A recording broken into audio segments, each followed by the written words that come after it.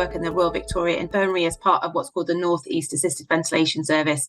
And I lead our transition service for children and young adults who are moving from children's services into adult services who are on or are likely to need home mechanical ventilation. In years gone by, it was much more of a transfer of a care than transition of care. So it would often just be that when you turn 17, the paediatric team would contact the adult team, say they're ready for you to take over their care, and the patient would be handed over. And that was really difficult for patients and families. They had a very well-established relationship with paediatrics. As many of these patients will have known their paediatric respiratory specialist for their entire life, and the same for the families. And so just having a sudden transfer of care was really difficult and quite a big adjustment reaction.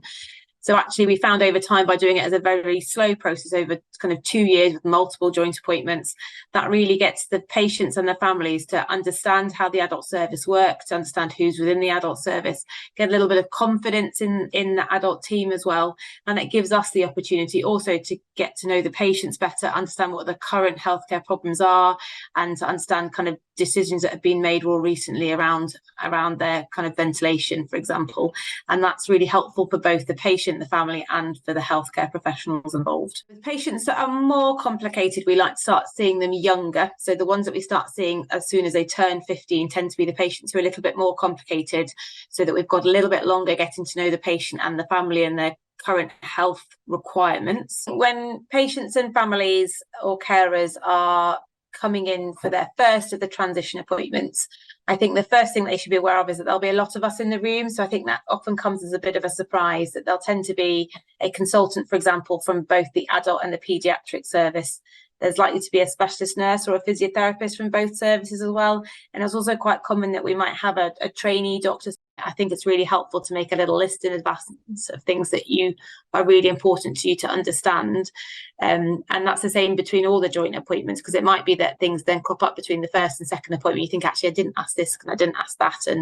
And to have that idea in your head in advance about what your priorities are for that conversation, because your priorities might be totally different to what my priorities are to get out of that consultation, or to what my paediatric colleagues will want to get out of that consultation as well. The common themes that we find are that families want to know who the adult services are going to be, both the kind of doctors involved, but also the physiotherapists, the nurses, the admin team, the kind of whole bundle that we provide. I think the other things that patients and especially relatives often ask about is once they move into adult services, is also around things like what will happen when they're admitted to hospital, because that will often feel very different in adult services than paediatrics. And the other question that we often get asked about is we have a very big geographical footprint. So again, this might be unique to our service, but we look after the whole of the northeast of England and North Cumbria.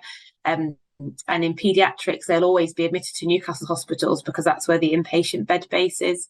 But in adult services, actually, they may well be admitted to their local hospital. So one of the things that we spend a lot of time working on as patients transition through into adult services is for their young person to take responsibility for their own healthcare, to be able to answer questions themselves about what's been going on, how they're getting on with their machines, all that kind of thing, that the patients should really try and take responsibility for answering those questions. And we will also sometimes suggest that they're seen without their parents in the room, because there may well be questions that they don't feel comfortable asking in front of their parents around smoking or drug use or sex or various different things that they may not want to have. And really the centre of that consultation needs to be around the patient. It's actually just to promote that independence in the young person.